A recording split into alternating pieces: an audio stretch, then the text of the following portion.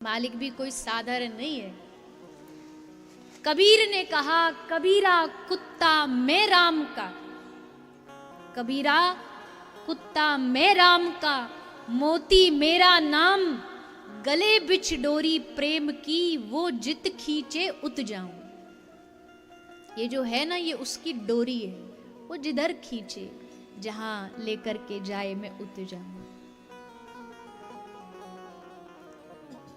मैंने तेरे हाथ में दे दी जीवन डोर, आगे मर्जी आपकी ले जाओ जिसो। देखो भैया, दो ही रास्ता है। एक तो ये है ग्रस्त में फंसे हैं, परिवार में फंसे हैं, बाल बच्चों में फंसे हैं, और एक ये है कि घर भी उसका है, परिवार भी उसका, बच्चे भी उसके, ये सारा जो मेरा जो कुछ है दुनिया में सब उसका है। मैं क्या कर रहा हूं? मैं तो उसकी चाकरी कर रहा हूं, मैं उसकी नौकरी कर रहा हूं, और मैं उसकी नौकरी चाकरी में मेरी तनख्वाह जो है वो फिक्स है। अब मालिक का लॉस हो या प्रॉफिट हो, वर्कर को उससे कोई फर्क नहीं पड़ता। उसको तो पता तनख्वाह बंधी है, सैलरी उसको मिलेगी ही मिलेगी। पर मालिक को सोच सोच के नींद नहीं आती, अरे लॉस चल रहा है, घाटा चल रहा है। पर जो काम करने वाला, उसको तो पता महीने की फलानी तारीख को तनख्वाह तो देनी पड़ेगी। तो जब हम अपने आप को मालिक मान लेते हैं, सबरी चिंताएं तभी आती हैं। जब मान लोगे मालिक नहीं, हम तो उसके गुलाम हैं, संभालेगा वो, गिराएगा वो, प्रॉफिट उसका, लॉस उसका, हमें उससे कोई लेना देना नहीं। हमारा काम तो है कि बस उसकी चाकरी करते ना रहना, उसकी नौकरी करते रहना।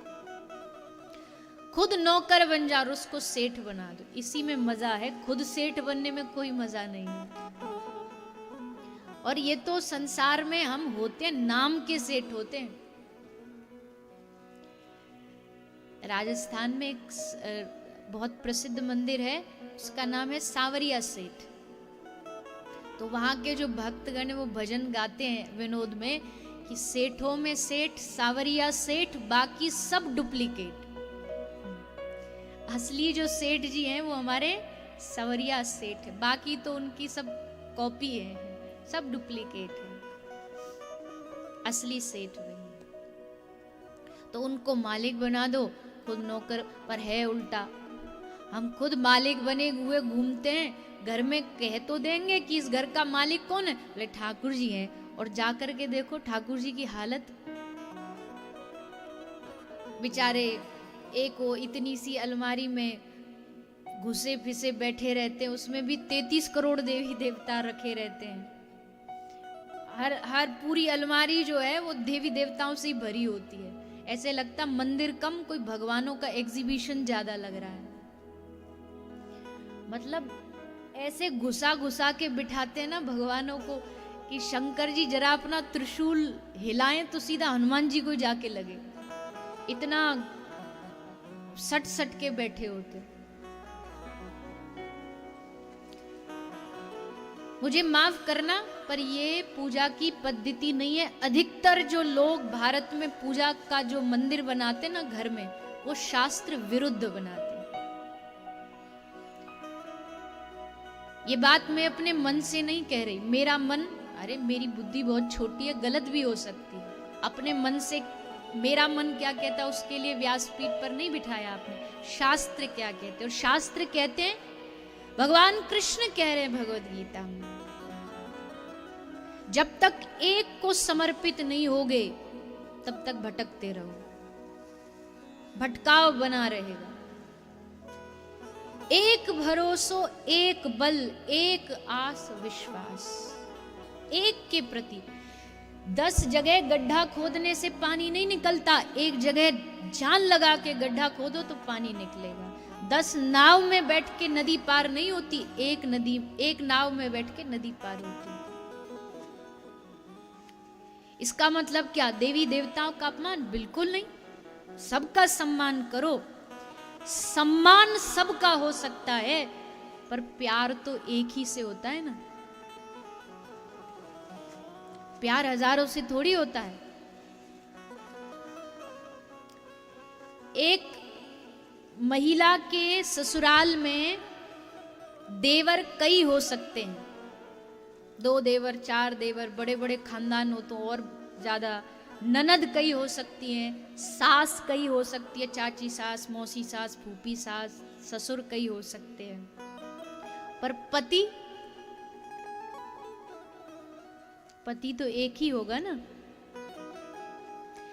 वो ससुराल पक्ष में सम्मान सबका करेगी, पर प्रेम पति से करेगी। उसका औरों से रिश्ता इसलिए क्योंकि पति से रिश्ता है।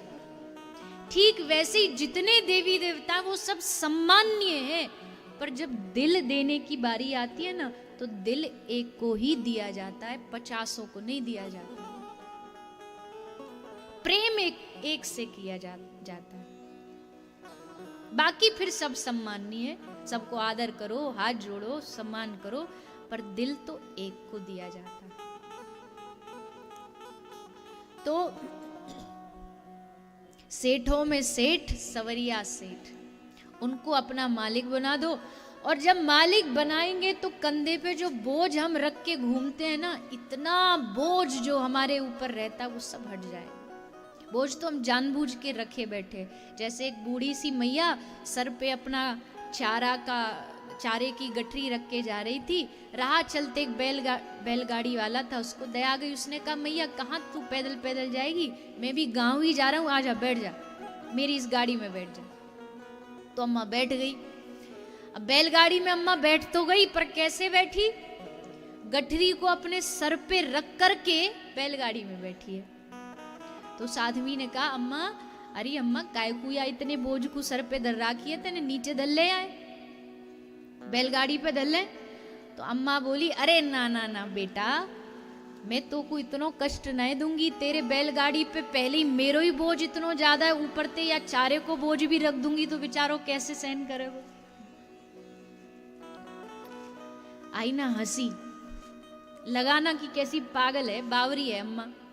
पर यही काम हम भी तो करते हैं। ठाकुर जी भी ऐसे ही हंसते होंगे जैसे अभी आप हंस रहे थे कि देखो, बोझा उठाने वाले हम, इसका जीवन चलाने वाले हम, इसको जन्म देने वाले हम, इसका जीवन का हवा पानी जल वायु देने वाले हम, फिर भी इसका गुमान देखो, फिर भी इसका अभिमान देखो। अभिमान में भरा रहता है कि मैं बोझ उठाने वाला वो है, और फिर भी सर पे बोझ रखे बैठे हैं। बोझ जो हम रखे बैठे वो भी उठा वही रहा है, बेकार में क्यों सर पर बोझा रखते हो? इससे अच्छा नीचे रखो और निश्चिंत हो करके दोनों हाथ उठा के ठाकुर जी को कह दो, हम तुम्हारे हैं, हमारा जीवन तुम्हारा। अब गिराओ, उठाओ, अपनाओ, प्रेम दो, गाली दो, दर से भगाओ या दर पर जगह दो, सब तेरी मर्जी। उनकी रजा में अब कर ली है राजी। मैं हमेशा कहती हूँ, भक्ति में जब तक अपनी इच्छा खत्म नहीं होगी तब तक भक्ति नहीं हो सकती। मेरी इच्छा, यहां तक कि तू हमको मिले ना मिले ये इच्छा भी खत्म हो जाती है। और इस बात का सबसे बड़ा प्रमाण है ब्रज गोपिकाएं, ब्रज की गोपियां। ब्रज की गोपियों ने कभी नहीं कहा कि कृष्ण तू वापस आ जा, हे कृष्ण तू हमें छोड़ करके क्यों चला गया, बल्कि गोपियां कहती है तुझे दूर रहने में मजा है तो हे कृष्ण तू कभी हमारे पास मत आना। अगर तेरी मर्जी, तेरी खुशी दूर रहने में है, चाहे उससे हमें लाख कष्ट मिले, मेरे रोने से तुमको जो आए हंसी, तो मैं रो रो के तुमको हंसाया करूं। मैं रोने को तैयार हूं, बस तुम हंसते रहो। ये प्रेम है, ये भक्ति है, मांग नहीं। ये वाली भक्ति मुझे आज तक कभी समझ ही नहीं आई। मां मुराद पूरी कर दे, हलवा बांटूंगी, और नहीं पूरी करी तो गाती है ना नवरात्र में वो मैया, ढोलक लेके एक चम्मच लेके बैठ जाएगी, वो उस पे मारती रहेगी और फिर सबरी बैठ के गाएंगी। पूरी मुराद होगी तो ही हलवा दूंगी, और नहीं होगी तो सूजी भी ना दूं, हलवा छोड़ो। ये इसको भक्ति समझते हो आप? कतई नहीं, 1% भी ये भक्ति नहीं। भक्ति भजन मतलब अपनी कोई इच्छा ना बचे, दे तो भी अच्छा, न दे तो और भी अच्छा।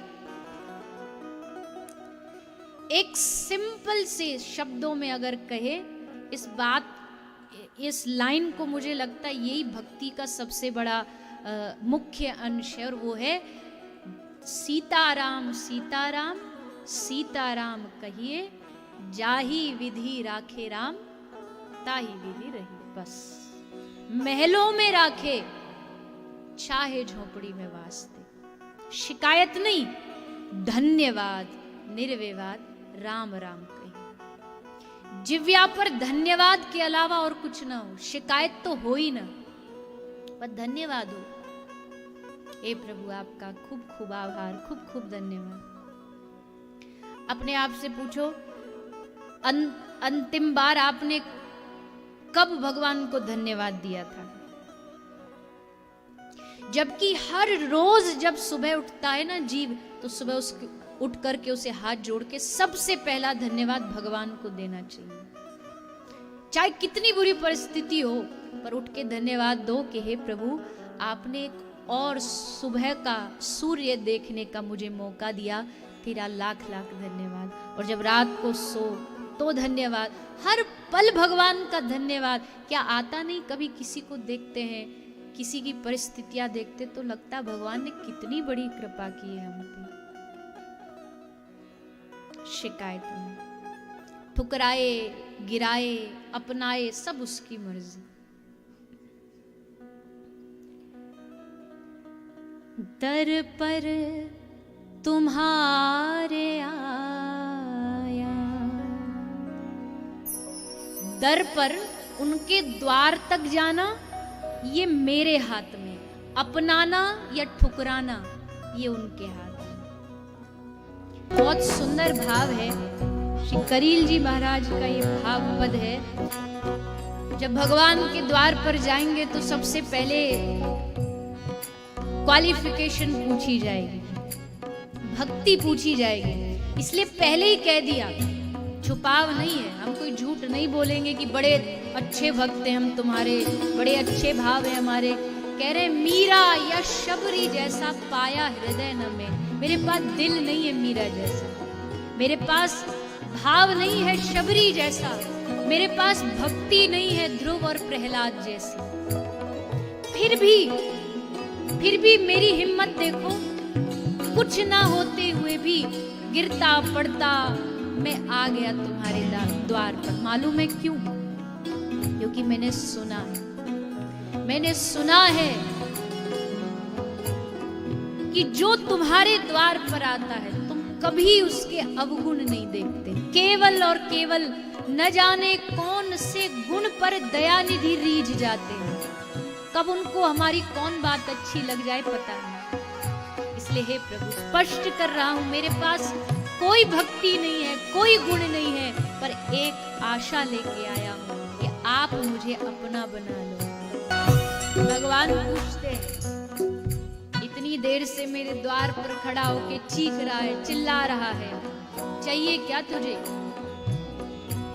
धन चाहिए, पैसा चाहिए? लक्ष्मीपति के लिए लक्ष्मी देना कोई बड़ी बात है? सम्मान चाहिए, कोई अच्छा पद चाहिए, प्रतिष्ठा चाहिए? तो अंतिम भाव श्री करील जी वर्णन करते हैं। ये सब जैसे छोटे बच्चे को उसका ध्यान भटकाने के लिए जैसे देते हैं ना टॉफी चॉकलेट, ताकि इसका ध्यान भटक जाए। हे प्रभु ये छोटे मोटे लालच देकर के हमको मत भटकाओ, ये टॉफी चॉकलेट का लालच हमें मत दो। हमें क्या चाहिए वो सुन लो, क्या चाहिए तुम्हें?